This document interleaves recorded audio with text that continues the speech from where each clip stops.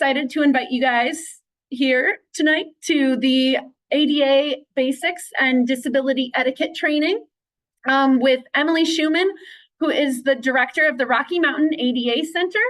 And we also just want to give a shout out to our grant sponsor, which is the Peggy Barber Tribute Grant through the American Library Association.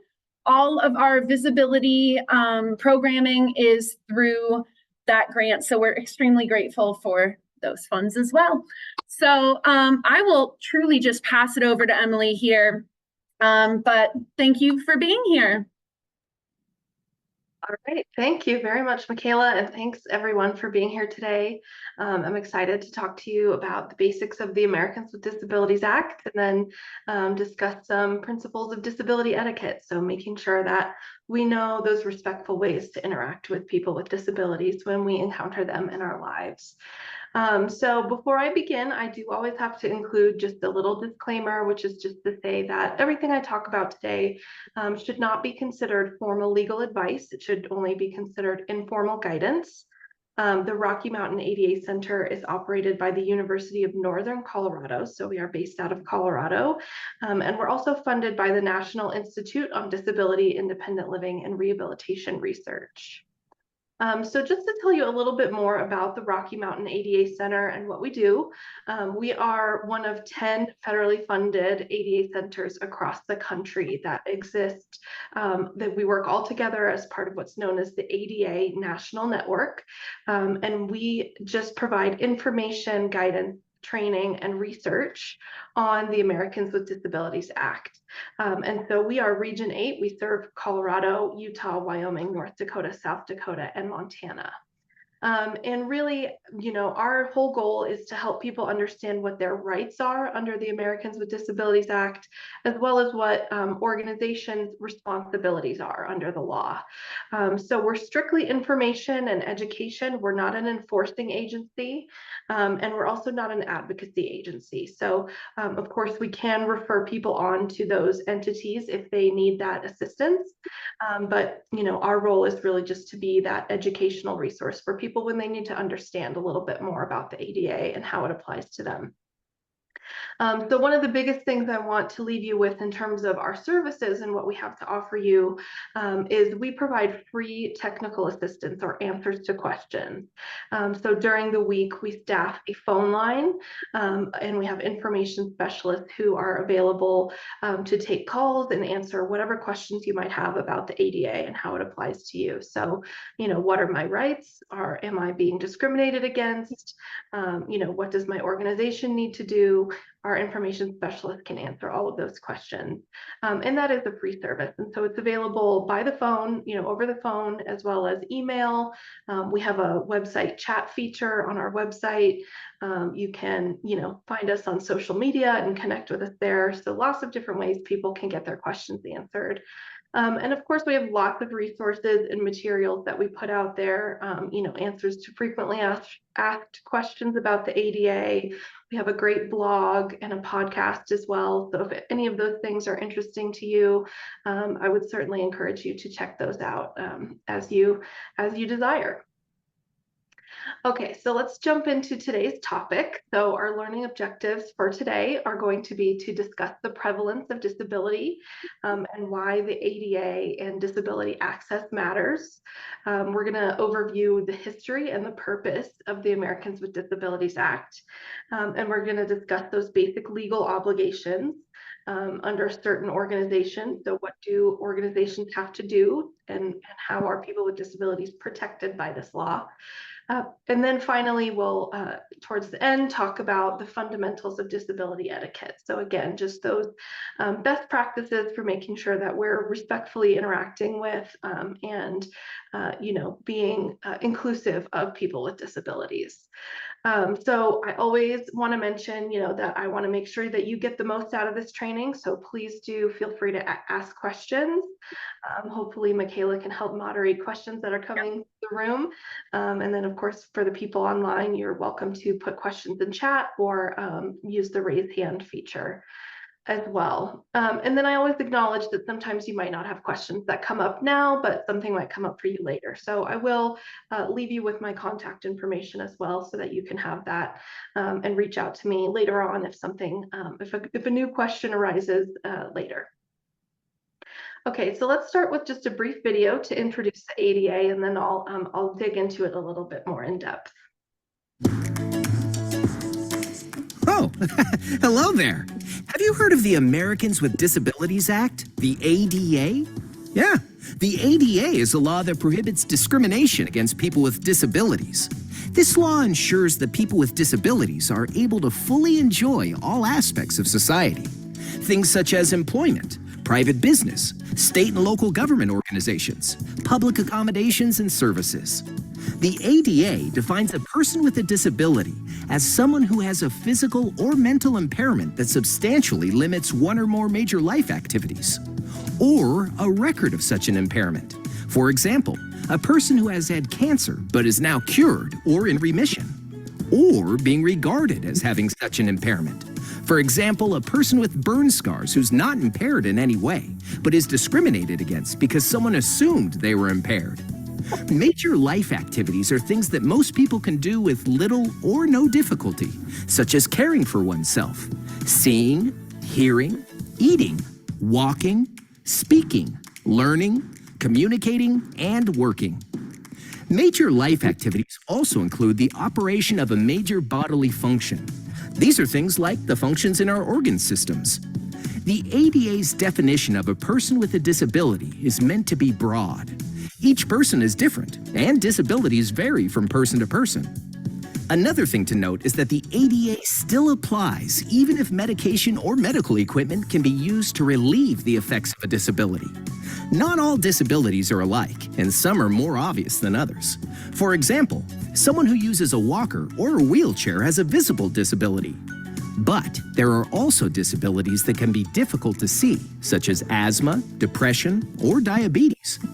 Although these disabilities are not always obvious, they still have a way of limiting daily activities. Scout, come here, boy. Whoop, looks like I better go. Thanks for stopping by. All right, so that's Scout the service dog to introduce the ADA to you all. So I always think it's important to talk about sort of the legislative timeline and understand kind of in context with the rest of history, how we got to the Americans with Disabilities Act.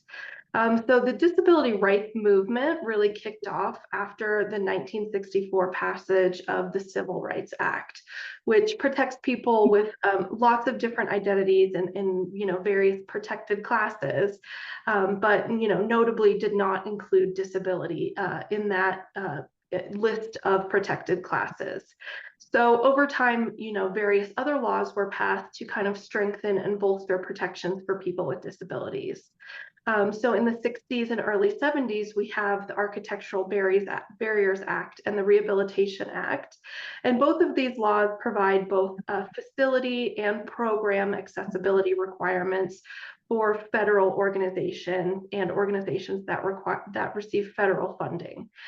So even though those laws were a good start, they are limited to that very strict federal jurisdiction. So they weren't very comprehensive in their protection of people with disabilities.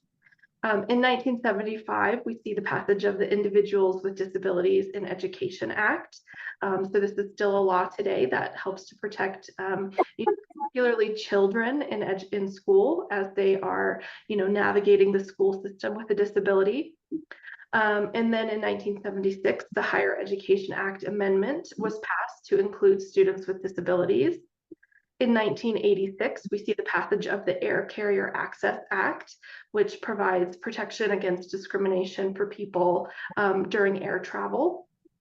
In 1988, we have the Fair Housing Act being amended to include people with disabilities. So again, that applies to housing, which is different than what the ADA applies to. And then finally in 1990 is when we actually saw the Americans with Disabilities Act being passed. And the ADA is really sort of known as really the first comprehensive civil rights law for people with disabilities, because it applies to most areas of public life beyond just that, limited housing or air travel or education settings. And it's not just exclusive to federal organizations. It applies to state and local governments as well as private businesses and all types of employers. And then 2008, the ADA was amended, and that Amendments Act helped to clarify the definition of disability and make it much easier ultimately for people to access their protections under the ADA if they are someone who has one of those limiting conditions that impacts their ability to do activities of life. So interestingly, right here in our region, Colorado was kind of at the center or was a really critical area of activity in the disability rights movement in the 70s and 80s. Denver was actually one of the first cities to have accessible mass transit. And that came about because in 1975, a man, Reverend Wade Blank, who was a passionate disability rights advocate, started an organization called the Atlantis Community in Denver. And Reverend Blank found his passion for disability rights while he was working at a nursing home. And he was, trying to promote efforts to help those people in that nursing home live more independent lives. So on July 5th and 6th of 1978, Reverend Blank and the Atlantis Community, that organization, they actually held, pretty significant protests in the Denver area against the inaccessibility of public buses. And this was the country's first demonstration for wheelchair accessible public buses. And at the protests, 19 Atlantis community members, who are now referred to as the Gang of 19, actually blocked buses both in the front and the back with their wheelchairs or other mobility devices and chanted, "We will ride." So fast forward to 1983, after there had been many years of similar local bus protests across the nation, the Gang of 19 actually started another organization called ADAPT, which was formed to continue to advocate for wheelchair accessible lifts on buses. And so ADAPT's name was originally an acronym for Americans Disabled for Accessible Public Transit. Eventually ADAPT's campaigns for bus lifts began to expand out from Denver to cities nationwide. And these adapters really became renowned for their strategies of blocking buses and, using their physical bodies and their accessible devices, their wheelchairs and mobility devices, to draw attention to the need for accessibility. Some people would, as I mentioned, would block the buses at the front and the back, but others would actually get out of their wheelchairs and crawl up the steps of an inaccessible bus to make an even stronger statement. After several years of these types of protests and, even on into some lawsuits that they brought, bus lifts eventually became required when the Americans with Disabilities Act was signed into law in 1990. And so today, adapters have expanded their work to advocate for other disability matters, beyond just accessible transportation, while still ensuring that follow through of the accessible transportation provisions of the ADA. So today, ADAPT stands for American Disabled Attendant Programs Today.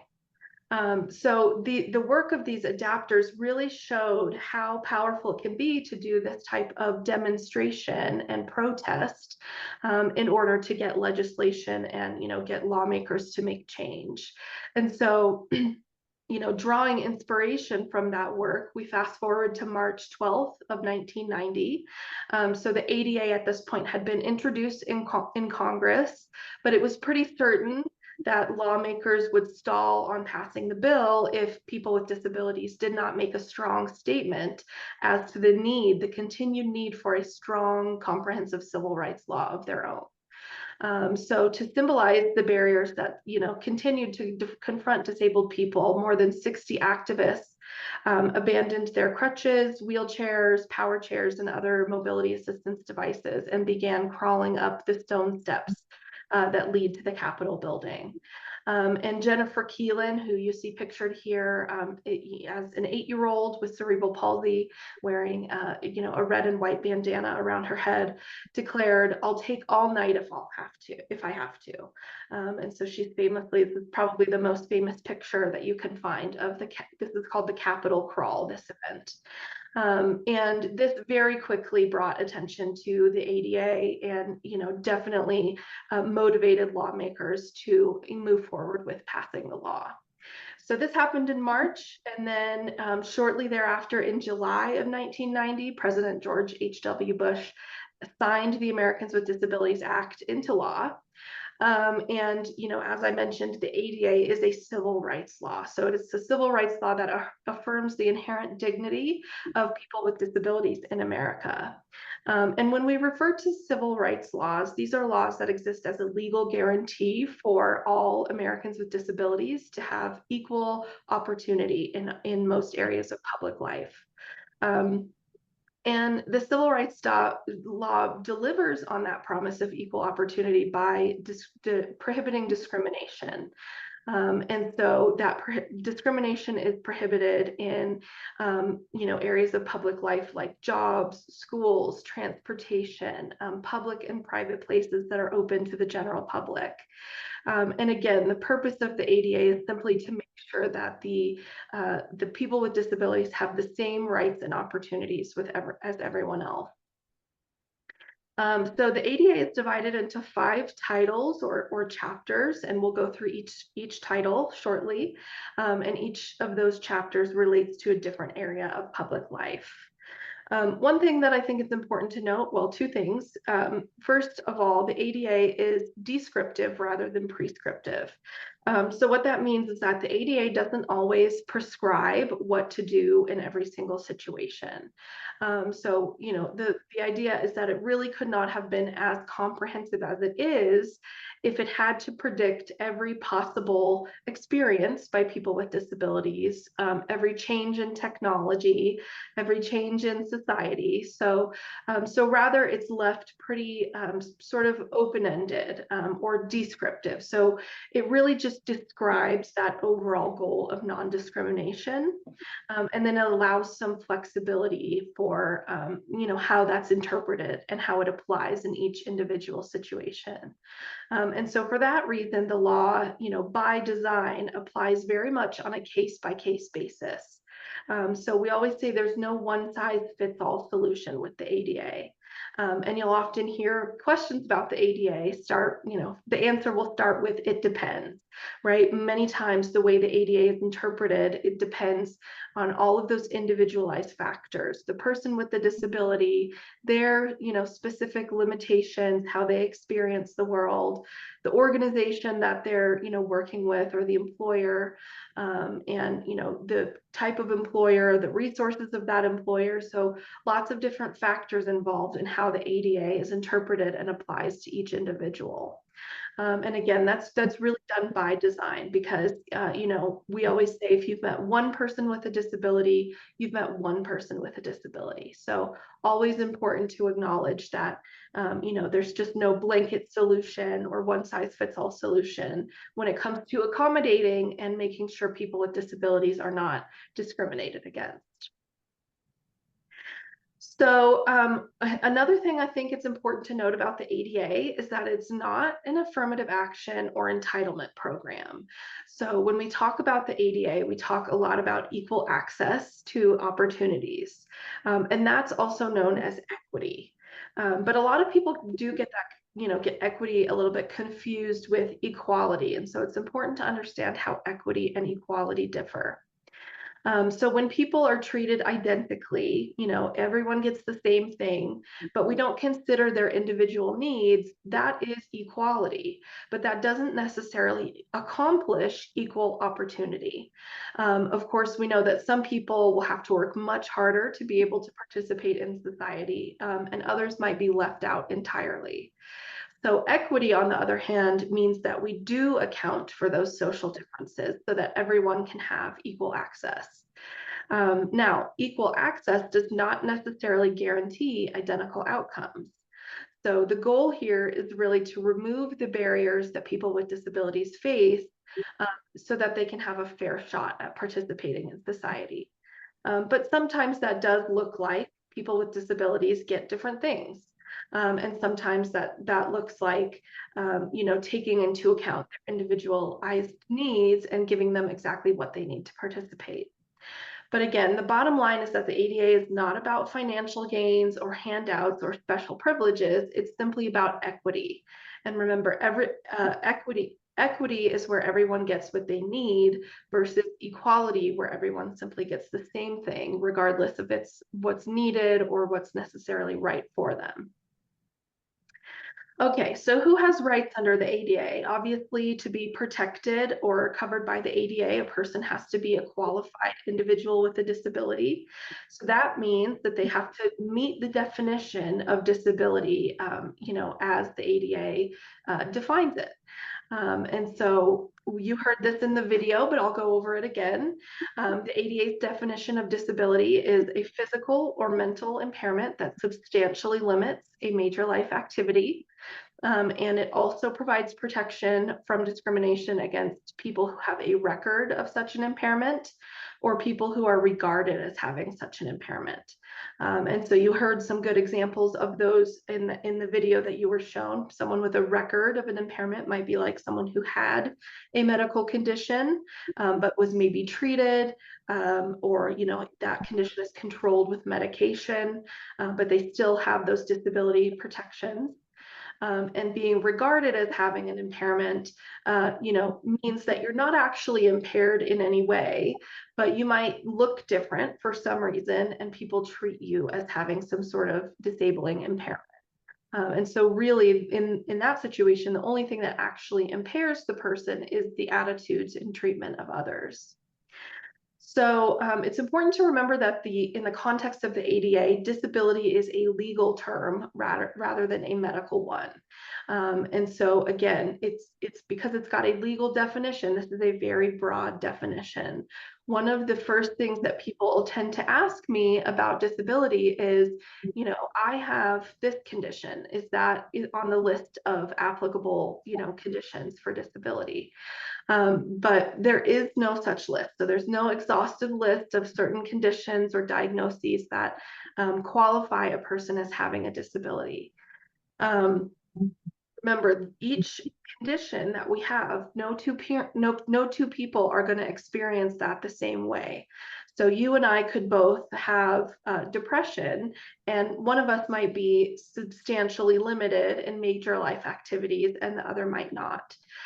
So really the definition by design is meant to be broad so that it can, again, protect as many people as possible. The idea is not to be, it's not meant to be hard to qualify as having being a person with a disability or having a disability under the ADA. It's meant to be fairly easy if you need this protection to qualify as having a disability. And remember, this is a three-pronged definition, but it's not a and definition, it's an or definition. So you don't have to have all three of these prongs in order to be considered disabled. So you can just have currently, a currently active disability or limitation, or you can have a record of an impairment, or you can be regarded as having an impairment. So you only need to meet one of those three prongs to meet this definition of disability. So just to break it down for you a little bit further, so you have to have a physical or mental impairment, right, that substantially limits major life activities. So again, impairments can include any number of things, physical conditions like diabetes, multiple sclerosis, anatomical loss, being in a wheelchair, paralysis, intellectual or cognitive conditions like dyslexia or autism, psychiatric conditions like depression and anxiety, sensory conditions like those who are deaf or blind, and of course, many, many other types of conditions and diagnoses will meet this definition of disability. But again, there is no exhaustive list. So often it's easier to describe what's not included in the definition of disability than what is included.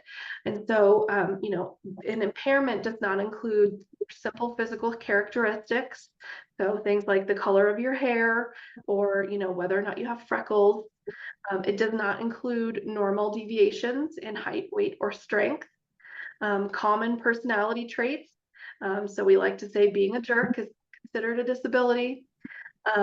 Environmental, cultural, or economic disadvantages. So what I mean by that is if you can't read because you didn't have access to education, that would not be considered a disability. However, if you can't read because you have dyslexia, that would be considered a disability. And then the ADA also includes certain sexual and behavioral disorders, things like compulsive gambling, pyromania, active substance abuse, although the ADA does protect people who are in recovery from a substance use disorder.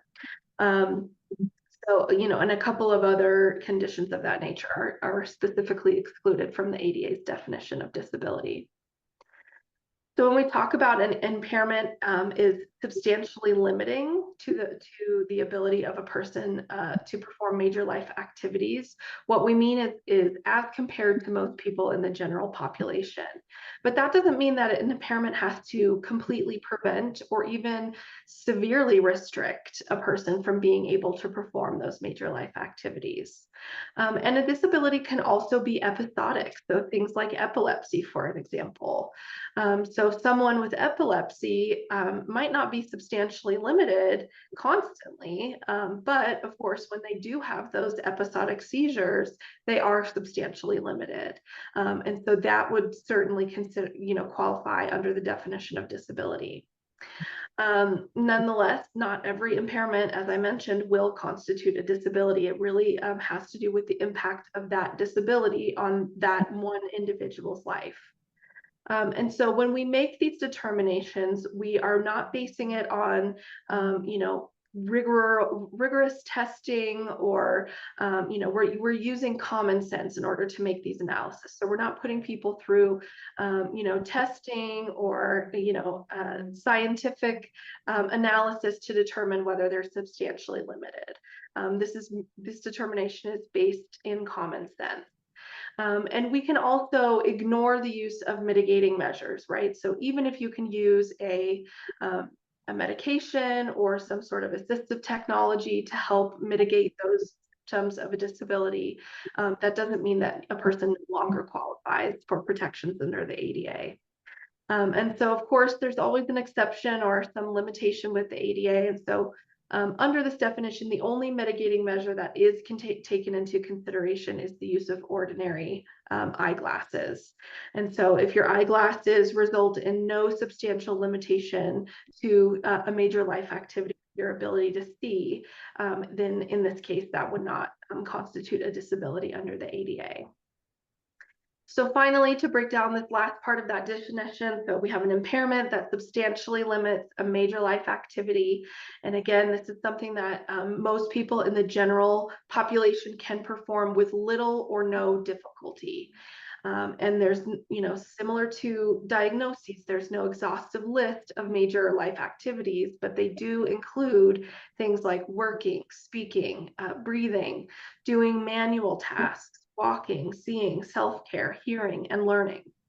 And you heard that major bodily functions are also considered major life activities. So if you have a condition that impacts your immune system, your digestive system, your brain, your cognitive functioning, your respiration, endocrine and reproductive systems, those are all would all meet the definition of disability, because if your organs do not function normally, that's considered an impairment to a major life activity. And so again, this is a very subjective analysis. I'll say it again, no two people with the same medical diagnosis experience that diagnosis in the same way. And a disability does not need to limit many major life activities. It can limit only one activity in order to, again, receive these protections under the ADA. And so a couple of additional protections that we get from the ADA as people with disabilities. So the ADA protects people with disabilities from any sort of retaliation or interference with their ability to exercise their rights. So those are seen as distinct forms of discrimination under the ADA. So for example, if a person with a disability goes to their employer and says, I need a reasonable accommodation for my disability, that is a protected activity under the ADA. So if the employer turns around and fires that person or demotes them or, takes some other adverse action, that would be considered retaliation for exercising your rights under the ADA. And that is very specifically prohibited by the law. And finally, the ADA has a provision for people who associate with people with disabilities. So the ADA prohibits any sort of discrimination against a person, whether or not that person has a disability, because they have a known relationship with or association with a person with a disability. So this means, again, as an example, I'll use employment again. If an employer, found out that one of their employees had a disabled child and decided, that they weren't going to schedule that person for certain shifts, or weren't going to consider them for a promotion because they were worried that that employee, because of their disabled child, was going to have issues with attendance, or otherwise have high medical premiums or anything like that, that would again be unlawful under the ADA, because that would be discriminatory based on that person's association with a person with a disability. And even though I just used a familial example, the ADA doesn't actually require this to be a family relationship for a person to receive that protection by the association provision. So, the key is really whether or not an organization was motivated by the relationship with another person with a disability. So it could be that you volunteer somewhere with people with disabilities.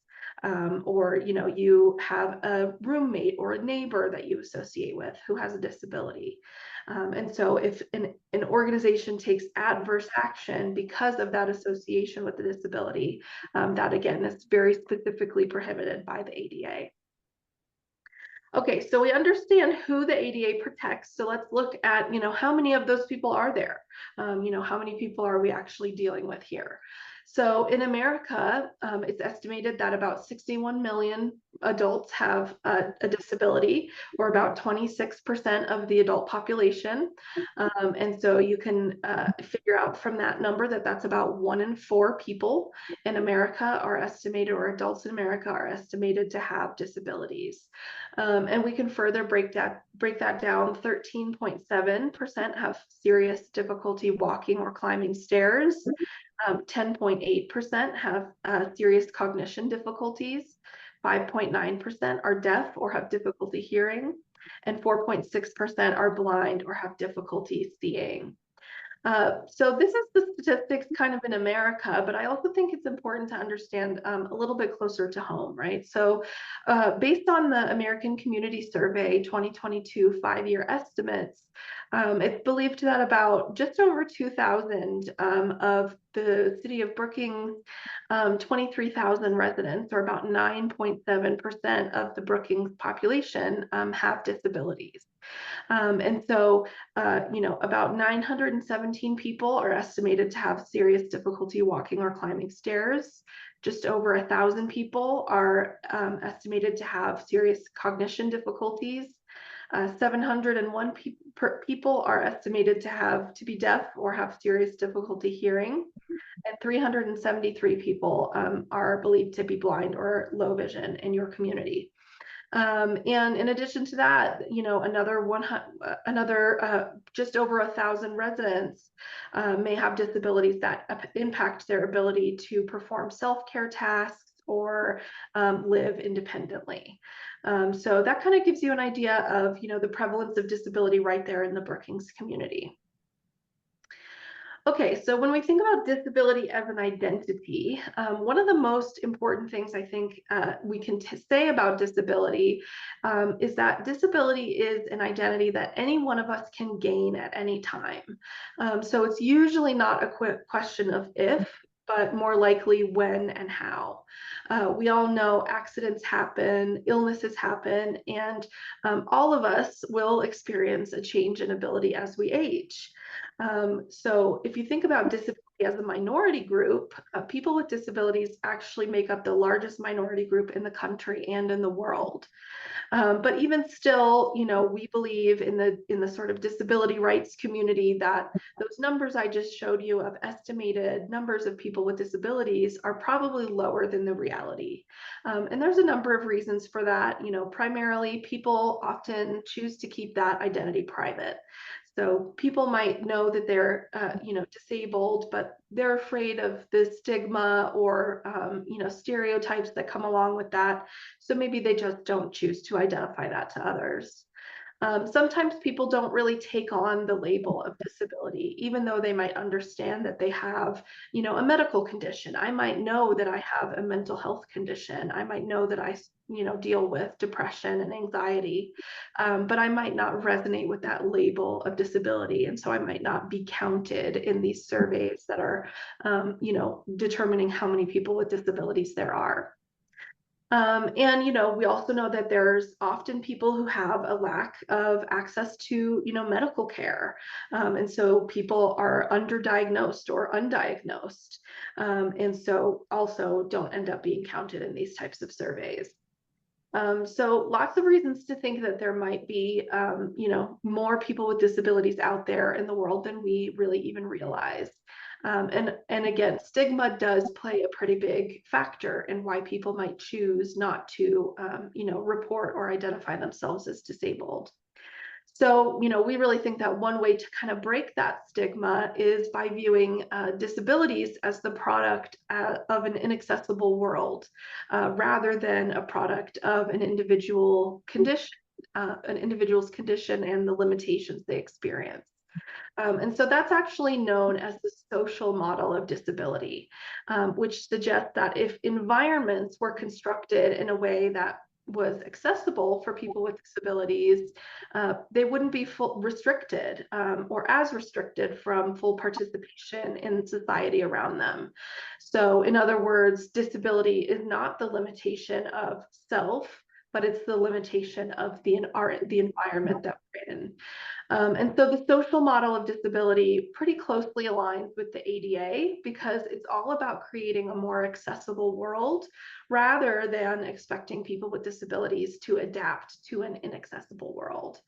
And so, again, the ADA is all about just, that barrier removal for people with disabilities. And so for all of you that are experiencing this training, you're gaining some disability knowledge and certainly learning about that disability etiquette. And those are what we call forms of attitudinal barrier removal. So that's helping to remove those attitudinal barriers that people might have, that influence those stigmas and stereotypes about people with disabilities. And so, that's really important because people with disabilities report, very often that one of the largest barriers they continue to face, even though, the ADA was passed 34 years ago, is the attitudes of others and is those stereotypes and stigmas. So this type of barrier removal is really quite important. Okay, so we've talked about who has rights under the ADA. So now let's talk about who has those responsibilities of non-discrimination. So when we talk about organizations that might discriminate or take adverse action against a person with a disability, what are we exactly talking about here? So as I mentioned, the ADA is divided into 5 main sections or chapters, which are called titles. And so, depending on where you frequent, what organizations you typically frequent, they might have obligations under multiple titles. So Title I is the employment portion of the ADA. So that applies to employers and, the rights they have and the responsibilities they have to when they have employees with disabilities. Title II applies to state and local government organizations. So that would be like things like your city and county offices. Title III is private entities, or sometimes we also might say businesses, but for-profit and nonprofit, places of public accommodation. So wherever people can go, out in public and enjoy goods and services. And then you have Title IV, which applies to, oops, I went way too far. Let me go back. You have Title IV, which applies to telecommunications and requires telephone and internet companies to provide a nationwide system of telecommunication relay services so that people with communication disabilities are able to communicate over the phone. Title IV also requires closed captioning. And so this is why you see closed captioning on TV. And that title is enforced by the Federal Communication Commission. And then finally, we have Title V, or Chapter 5, which is called miscellaneous, and it really does live up to its name there. It's got lots of miscellaneous provisions, including, who enforces which parts of the ADA, how the ADA interacts with other laws, those issues of prohibiting retaliation and coercion are also outlined in the miscellaneous chapter. So we won't talk too much about titles 4 and 5 from this point on. We'll kind of focus in those first three titles, because that's where the majority of, where we see people needing to leverage their ADA rights comes into play. So I'll dig just a little bit more into each of those first three titles. So as I mentioned, Title I of the ADA is that employment section, and Title I applies to all employers that have 15 or more employees, including part-time employees, and it applies to all state and local government employers, no matter how many employees they have. And again, you'll see this common theme throughout all parts of the ADA. The overall goal, right, is to prohibit discrimination against people with disabilities. And so Title I prohibits that discrimination in all aspects of employment, everything from the recruiting process on down through hiring, promotion, training, pay, benefits, and any other aspects of employment that you could think of. So again, each part of the ADA is enforced by a different entity. So the Title I of the ADA is enforced by the Equal Employment Opportunity Commission. So what that means is that if a person feels that they've been discriminated against by their employer and they wanted to file a complaint and try to get some redress or some sort of have some help with that issue, right? They can file that complaint with the EEOC, and the EEOC has different options that they can do to work with someone. So they can mediate that situation and help come to a good resolution, or they can file a lawsuit and ultimately sue that employer for that discrimination. So that is the enforcing agency for Title I. So Title I, again, protects qualified individuals with disabilities in employment. And so it's really important to understand what we mean by a qualified individual with a disability. So really there's two key factors that we would look at to determine whether or not someone was qualified for that job, right? It would be, number one, do they meet the skills, the necessary prerequisites for that job? That would include things like the education they need to have, whether they have any licenses or certificates, have they received the appropriate training for that job? And number two would be whether or not the person can perform the essential job functions with or without reasonable accommodations. So essential job functions are really just defined as the job duties that are fundamental to that position. So they're the reason that the job exists. So for example, if a person is hired to proofread documents, the ability to proofread accurately would be an essential function of that job because it's the reason that that job exists. So as long as a person meets these two qualification standards that they have the necessary prerequisites, and they can perform those essential functions of the job with or without reasonable accommodation. The employer cannot discriminate against them based on their disability. However, it is important to know, kind of on the flip side of that, the employer does not have to provide an accommodation to someone who's otherwise unqualified for a position. Those qualification standards do have to be based in fact, however, not speculation. So the employer can't just say, well, we think this person needs to have this particular training or work experience.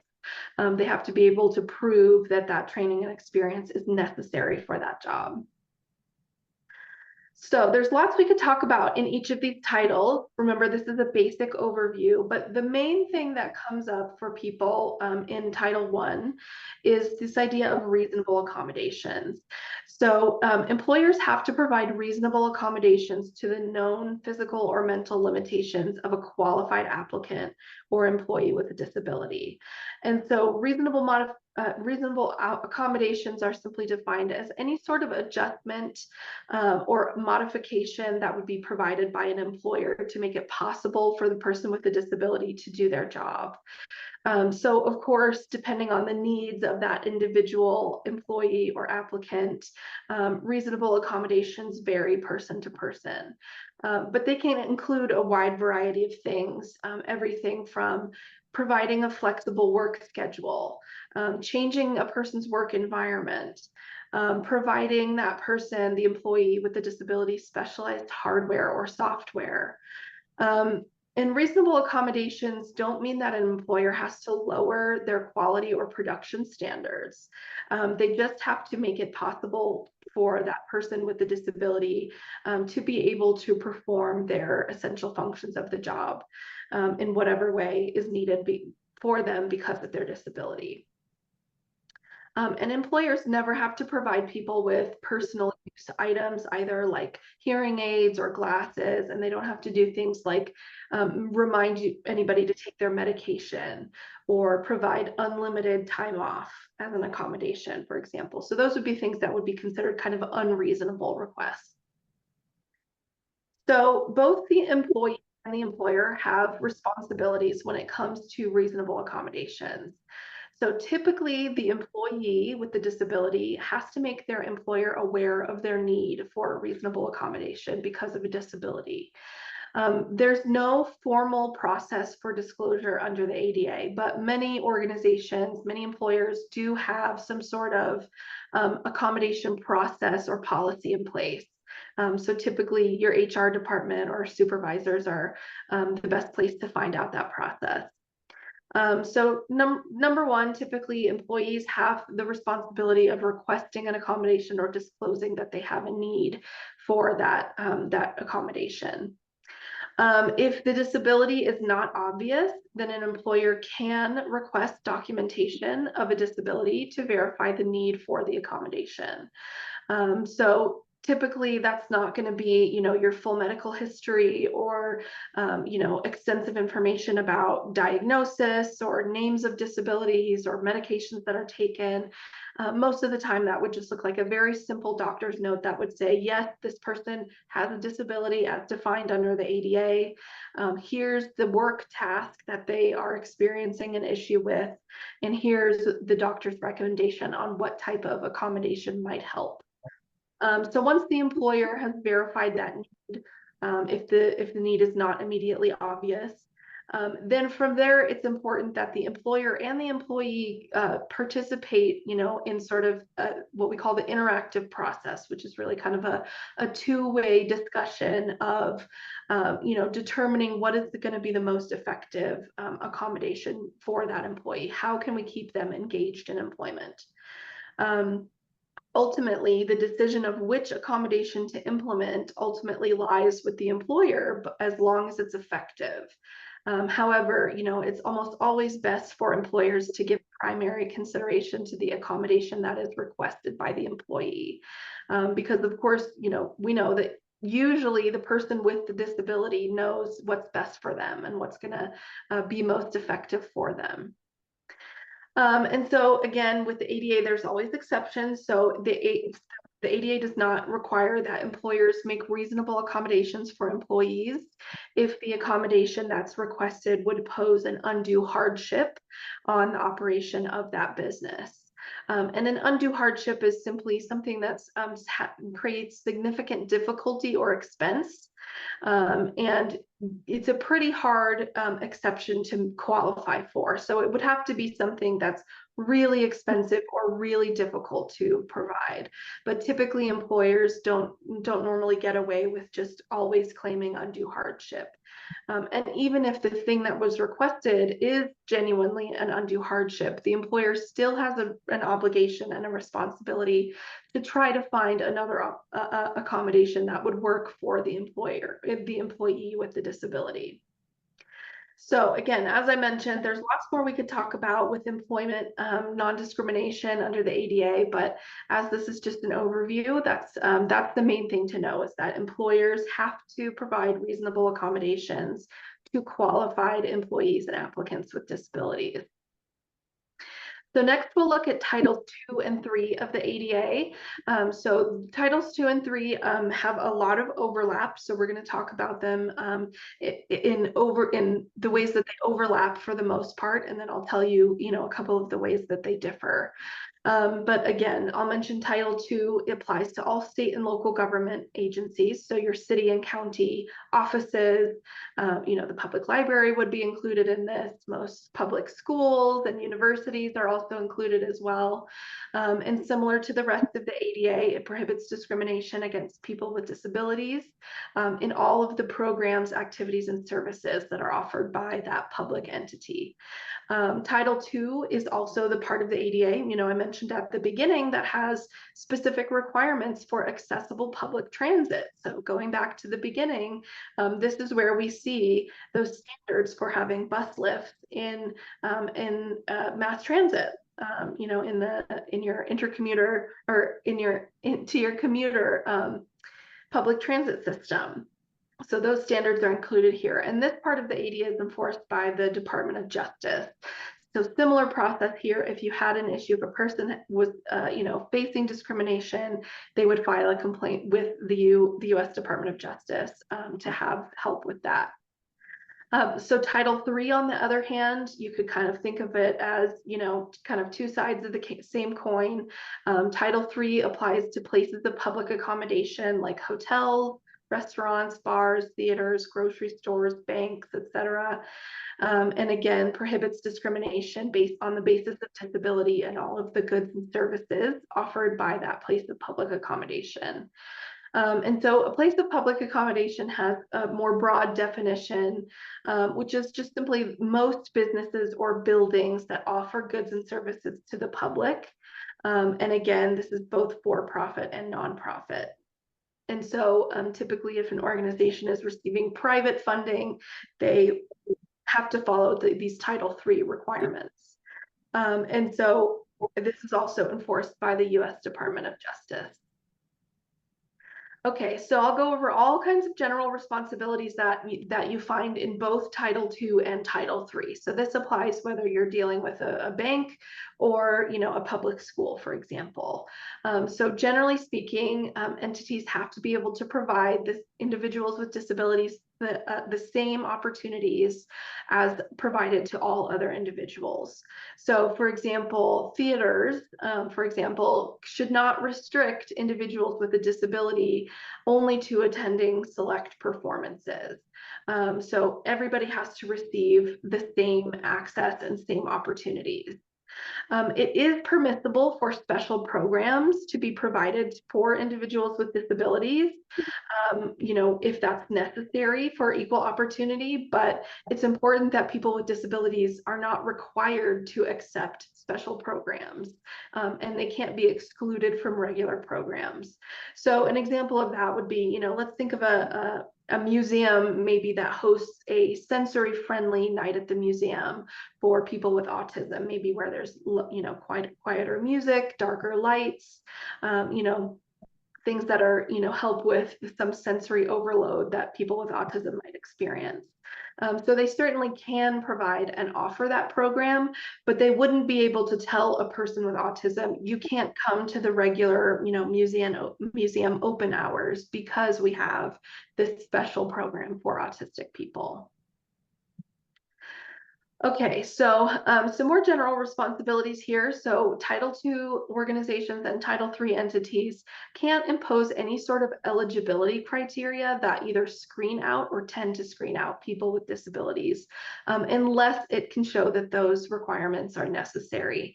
So a great example of this would be, if you go to the county office to apply for food stamps, for example, and you're a person with a disability, and you're asked to provide your driver's license to prove, your residency or your citizenship.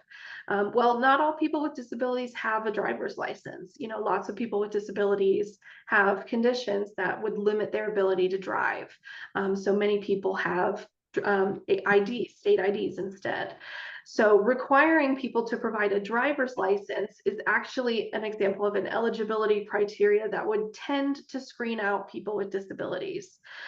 So in that case, the organization would simply need to modify that requirement and allow for an alternative like a state ID. So these organizations are also not allowed to make any unnecessary inquiry into the existence of a disability. So this is a little different than what we talk about with employment. So employers are able to verify the need for accommodation.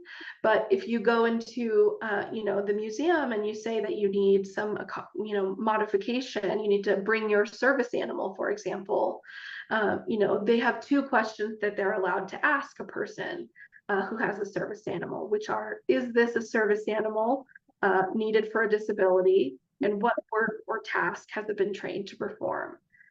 So they're allowed to ask those questions, but in that situation, they would not be allowed to ask for any paperwork, a doctor's note, or, again, make any sort of unnecessary inquiry into the existence of that person's disability. And then the last general responsibility that both types of those Title II and Title III entities have is, not placing a surcharge on people with disabilities. So again, the idea is to remove barriers for people with disabilities, not create additional barriers. So if a person needs to bring their service animal, we can't, charge them pet fee or an additional ticket price for their animal. Those things are all prohibited by the law. So, very similar to reasonable accommodation in Title I, the term reasonable modification is used for Title II and Title III organizations. But it's essentially sort of the same, kind of general idea. So a reasonable modification would just be any sort of change in the policy or practice that is done in order to provide equal access and opportunity for a person with disability. So I'll give you some examples on the next slide, but again, I'll mention those exceptions. So if an entity can demonstrate that a certain reasonable modification that was requested fundamentally altered the nature of their business or services, or it caused that undue burden, so same thing, significant difficulty or expense, or it caused a direct threat or so, a risk of harm to the safety of others, they do not have to provide that specific modification. But again, they do have to work to try to find some alternative. And similarly with employment, organizations don't have to provide personal services and devices.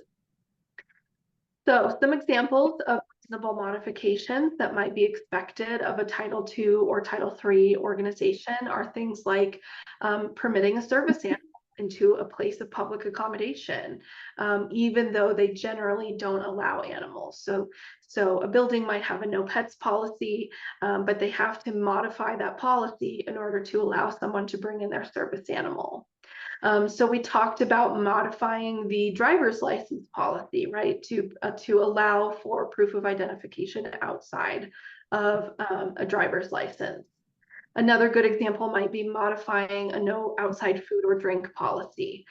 So that might be good for someone who has diabetes or who has, certain food allergens and needs to be really careful of what they put in their body. So maybe the business normally says no outside food or drink, but they make this modification for the person with the disability so that that person can have equal access. So again, with the ADA, these things all are meant to be reasonable. So an example of an unreasonable modification request could be someone requesting for a crowded space to be limited because it triggers symptoms of their PTSD. So maybe that would be, that would be an unreasonable request because that might fundamentally alter the nature of the business. But perhaps there's some alternative. Maybe the business could designate a quiet room or a specific area for people, to help them mitigate the effects of that condition, for example. So every time we talk about the ADA, we're really talking about the minimum requirements. So the minimum requirements of course, are kind of like getting a D in the class. So lots of times people want to go above and beyond and get higher grades, right? So, just because it might be an unreasonable request to limit a crowded space, an organization can always choose to go above and beyond and offer something, even though they necessarily don't have to. Okay, so under Titles 2 and 3 of the ADA, there's also this idea of effective communication. So we know that people with disabilities sometimes have disabilities that affect their ability to communicate, right? Whether that's seeing, speaking, reading and writing, or having cognitive processing issues that limit ability to communicate. And so generally the ADA says that information communicated with people with disabilities has to be as clear and understandable as it is for people without disabilities. And we have those same exceptions. So this all has to be reasonable, of course. We wouldn't have to do anything that caused that fundamental alteration or undue burden. But generally, organizations accomplish effective communication by providing what are called auxiliary aids and services. And so this is things like providing Braille information or sign language interpreters, open and closed captioning, screen readers, assistive listening devices. These are just a few of the more common ones, but this is not an exhaustive list by any means. And so that's typically the requirement. So, entities have to facilitate effective communication using auxiliary aids and services. And so they do have to pay for and provide those auxiliary aids and services for the people with disabilities. And they can't place any sort of surcharge, as I mentioned. So for the most part, the organization has to give primary consideration to the communication preference of the person with a disability. So if a person says, I'm deaf and I use American Sign Language and I need a sign language interpreter, the organization should provide a sign language interpreter because that's the thing that's most effective for that person. However, organizations can take into consideration the nature, length, and complexity of that communication. So maybe the person has requested a sign language interpreter for a very quick exchange of information, like scheduling an appointment, for example. Well, that could probably be accomplished pretty effectively just writing back and forth. So in that case, the organization could say, we're not going to do the sign language interpreter this time because this is very simple type of interaction that's only going to take 2 to 3 minutes. And we can just exchange, we can write notes back and forth to get it done. However, we will make sure that we have a sign language interpreter for you when you come back for your appointment, because that's going to be a longer interaction and maybe more complex in that situation. So there is, again, some flexibility there, and it's always going to vary person to person on what auxiliary aid and service is necessary. But the bottom line is making sure that the information we communicate with people with disabilities is as effective as it is to the information we communicate with people without disabilities. Okay, so last thing I'll say about the, sort of overview of the ADA before we get into disability etiquette, and this talks about facilities. And so when we talk about facilities, there is a specific standard called the 2010 ADA Standard for Accessible Design that really serves as the handbook for facility design and physical accessibility. So this is the accessibility of our physical space. So it's the book that lays out how buildings should be designed for accessibility. So whenever you see accessible parking spaces or accessible restrooms, those are designed in a specific way because of these standards. All of those criteria are outlined in these standards. And so anytime a new building is being constructed or an old building, an existing building is being altered, those buildings have to meet these 2010 standards for accessible design. And again, they really set the minimum requirements for facilities to be accessible to and usable by most people with disabilities. And we always say about these standards is that they actually do not serve as a building code, which is kind of a misconception about them, but rather they exist as a physical representation of civil rights. Because of course, physical barriers are a civil rights issue, because barriers are obstacles to equal access and equal opportunity.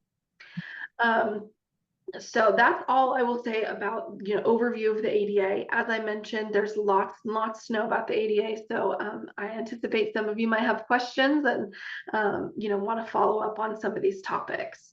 But that kind of gives you a general sense of who's protected in what environments, and what types of organizations have obligations and responsibilities to make sure that people with disabilities have equal access.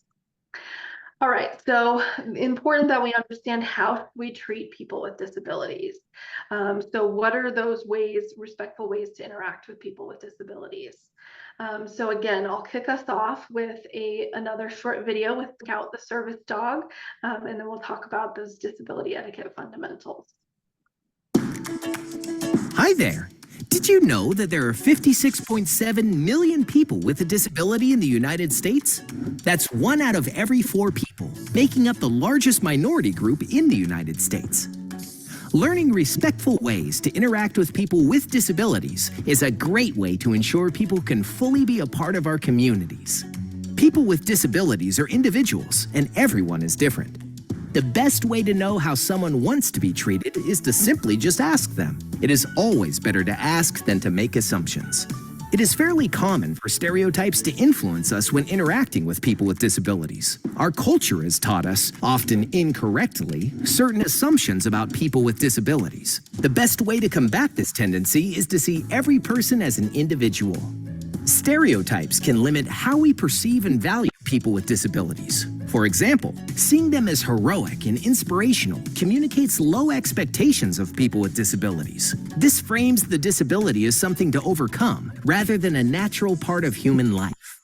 Another example is feeling pity for people with disabilities and seeing them as victims.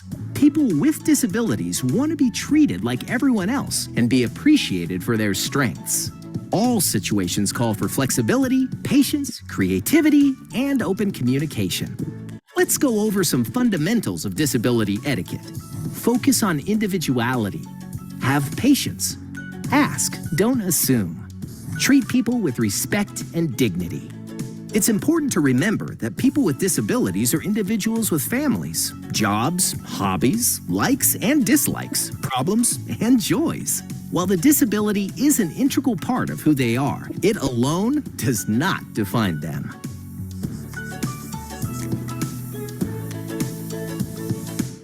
Okay, so a really good starting point when talking about disability etiquette is the idea that people with disabilities, don't want to be seen as heroic by default because they live with disabilities. And so I really like this quote from Stella Young, who is a disabled comedian, advocate, and writer. And she says, "I want to live in a world where we don't have such low expectations of disabled people that we are congratulated for getting out of bed and remembering our own names in the morning. I want to live in a world where we value genuine achievement for disabled people." So the number one rule when it comes to disability etiquette or general treatment of people is to treat people as individuals first. So disability is just one aspect of someone's identity among many other components, such as, their familial role, their race, their occupation, their associations, and many, many other things that make up a person's identity. So it's really important that we listen to and learn from people with disabilities. People with disabilities will often voice how they want to be treated. And of course, if it's appropriate, we can always ask people respectfully what they prefer or what they need. And again, I really can't emphasize enough, everyone experiences disability differently. So just as the nature of the ADA, disability etiquette, there's really no one size fits all treatment method. So we really have to put that sense of individuality at the very forefront of how we interact with people with disabilities. And disability etiquette is really kind of a matter of basic respect. So number one thing, we really want to treat adults with disabilities as adults, just the same as you would with any other adult, right? Same thing for children. So, one common thing that happens is, people often infantilize people with disabilities. So in other words, we tend to sometimes talk to people with disabilities in a manner that assumes that they're younger than their actual age. So a lot of times that comes from an intention to just be especially kind to them, or, you want to communicate effectively with them. But, one of the things that resoundingly comes from the disabled community is that, adults with disabilities want to be treated as and talked to like adults. With that being said, additional feedback that I've received on this topic from various members of the disability community is that they don't want you to, be scared of messing up, in interactions with them so much that you avoid talking to them or interacting with them altogether. So really the best practice is to interact with them as with the same sort of courtesy and respect as you would anyone else, but also remain open to what, if they express individual preferences that might be able to heighten respect based on their identity as disabled. So we might often treat people with disabilities differently or as other without even knowing it. But basic respect is really a universal principle. We also should consider everyone's individualized identities and understand that that's necessary to ensure that we're acknowledging and respecting a person's disability rather than just ignoring it. So, of course, disability doesn't wholly define someone. It does play an important role in who they are and how they exist in the world and how they experience life. So sometimes there are specific common courtesy considerations that we can make in the disability community. So again, some of the big ones are, thinking about some of the assumptions that we tend to make about people with certain types of disabilities and whether or not they're capable of doing certain things or living, normal, quote unquote, normal or typical lives. Another big one in the disability community is the idea that, people want to have their self agency, right? They want to be able to give you permission to help them. So they really request that you ask them before you just jump in and provide assistance, or certainly when it comes to service animals, ask before touching or petting a service animal, ask before moving or touching someone's wheelchair. Those are all really important. People want to be able to live independently and have, the independence to say whether or not they want help. So people with disabilities don't want to and don't need to be tiptoed around, but they do want to be treated with that same level of common courtesy and, individuality and assumptions, positive assumptions that we can make about them. Assume that they're competent, assume that they are independent, assume that they're happy, living happy, fulfilling lives. So one big thing to mention is that most people with disabilities actually have disabilities that are not immediately obvious. So a lot of times when we think about disability, we do think about the person in the wheelchair or the person who uses the walker, or somebody who's got a service animal, or someone who's using a cane because they're blind. So when we think about disability, what comes to mind is often apparent or obvious disabilities.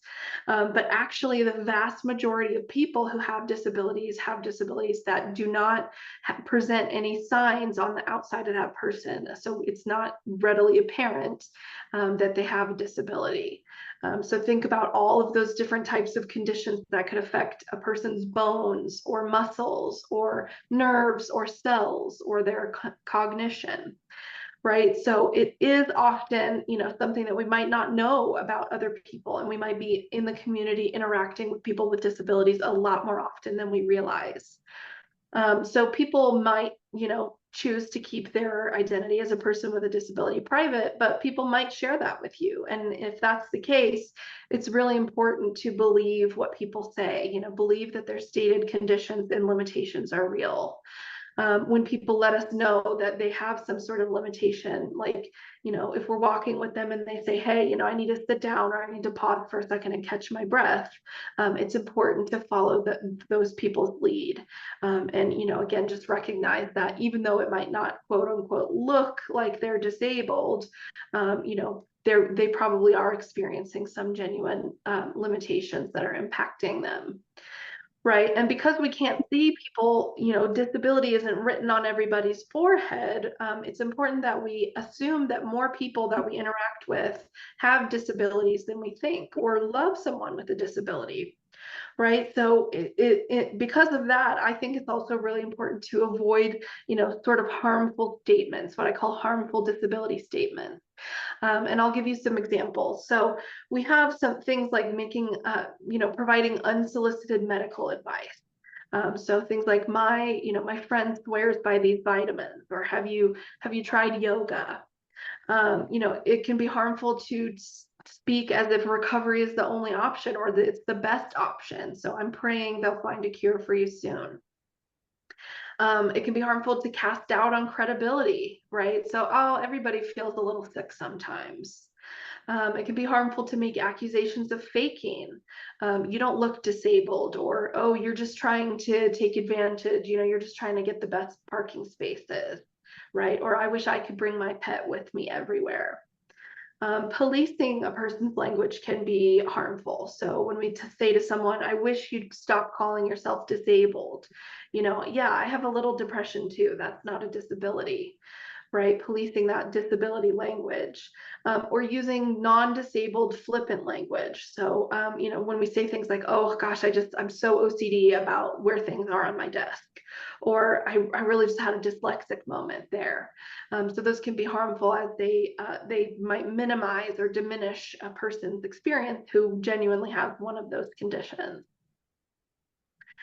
So, there's this phrase or this saying that's attributed to the author James R. Andrews, which goes, a choice of words is a choice of worlds. And this is the idea that language actually determines our attitudes and perceptions, and then our attitudes and perceptions can often influence our behaviors. So it's really important that we carefully consider, how we're choosing our words, and whether we're using inclusive and welcoming language that is, supporting and empowering people with disabilities. So a couple of recommendations here. When we talk about people with disabilities, it's important to emphasize a person's abilities rather than their limitations. For that reason, the phrases hearing impaired and visually impaired are not preferred. Those are considered offensive because of that impairment word. So instead, it would be more appropriate to say that a person is deaf or hard of hearing, or blind or low vision. And again, the reason is because most people don't view their disabilities as impairments, but rather as important aspects of their identity. And then it's also important to use empowering language versus belittling language. So, and that means not referring to people as victims of conditions, right? That burn victim, stroke victim. We don't say wheelchair bound or confined to a wheelchair or afflicted with a condition or suffering from a condition. That language is not very empowering. So instead, for example, it's okay to say things like, accessible parking spaces rather than disabled parking spaces or handicapped parking spaces.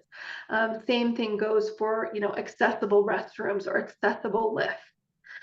We might say wheelchair user rather than confined to a wheelchair, right? We might say living with cancer or experiencing or dealing with cancer rather than suffering from cancer. So there's lots of specific, words and phrases that have often been used in the disability, in conversation about disability that, really over time have become either very offensive or quite outdated. And so we want to try to avoid that language. And so I've given you this handy reference here that lists all of the outdated and offensive terminology and what to replace it with. So you'll see things like, handicapped, differently abled, handy-capable, special needs, varied ability. You'll see terms like wheelchair bound and confined to a wheelchair. That visually impaired, hearing impaired, all of those are examples of types of outdated and offensive language. And a lot of this language maybe at one time was considered either the medical term or the neutral or maybe even the preferred terminology for disability.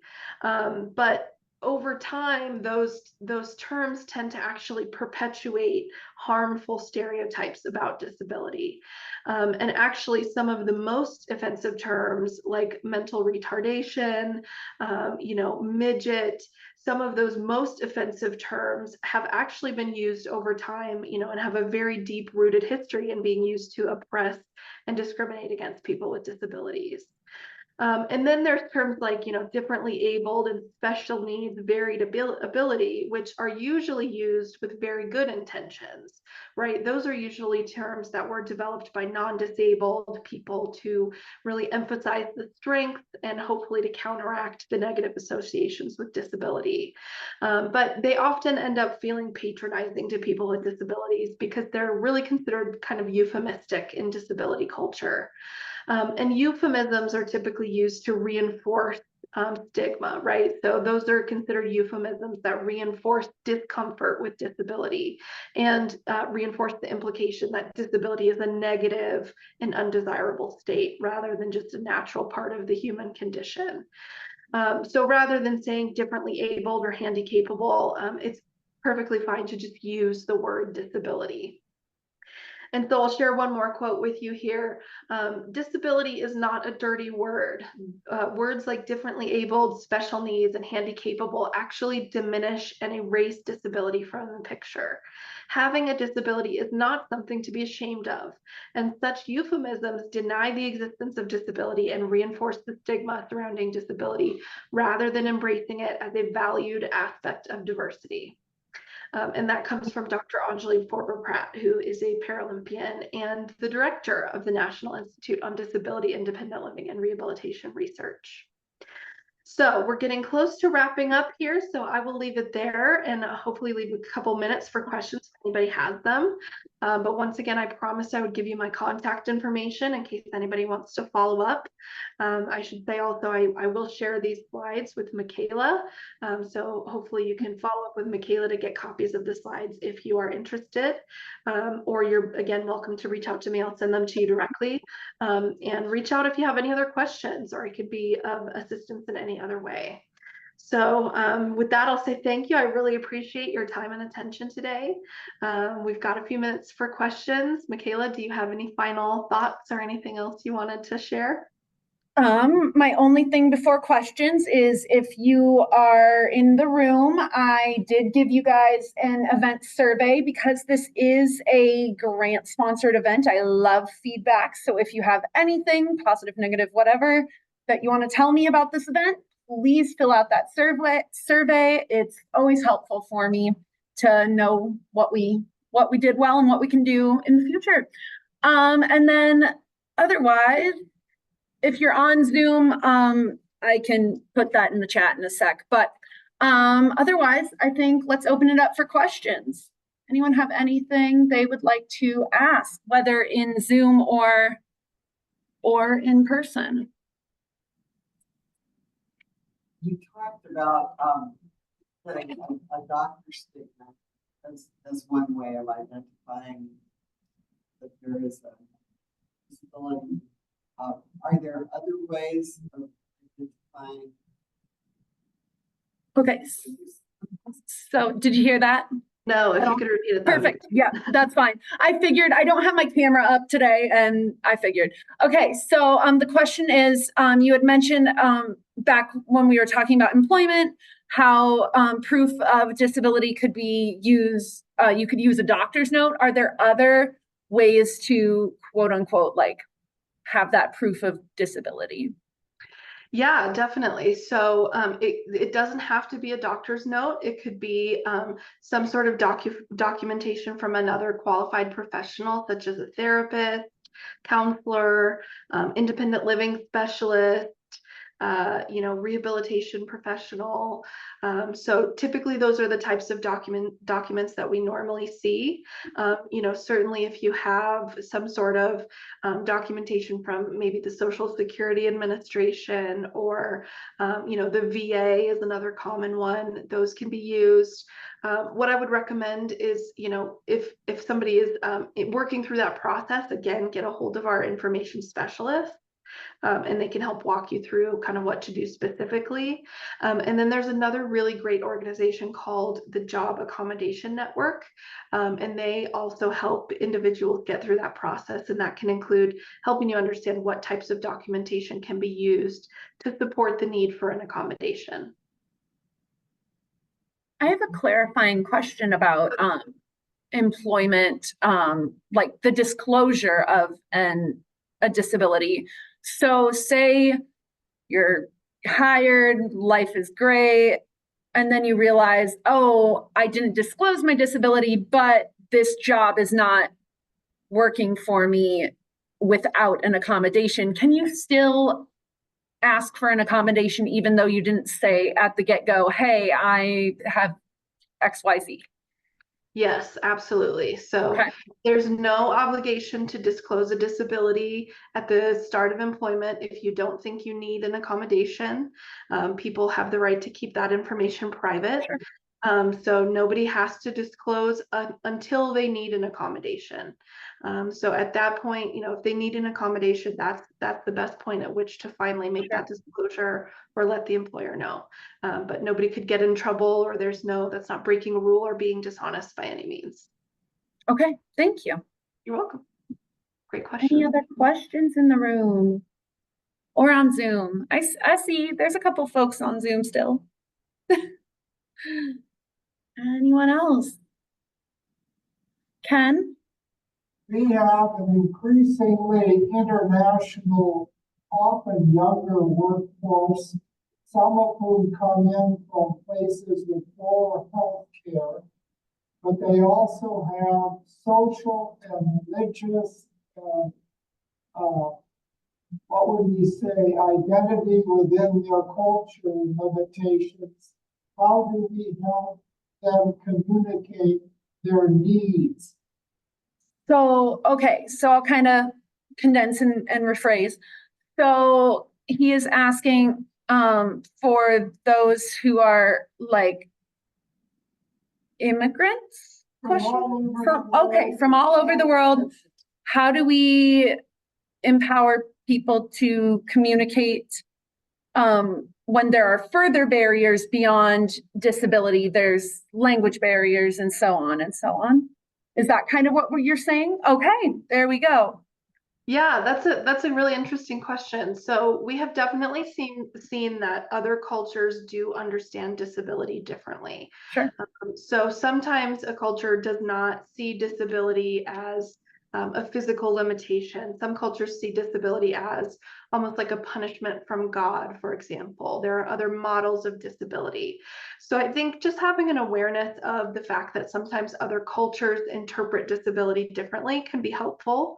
And just, again, I think generating an awareness of the fact that disability is a normal part of the human condition, and there are protections in this country, whether or not you are a citizen. You know, the ADA applies to you, that can, you know, help no matter what your understanding of disability is.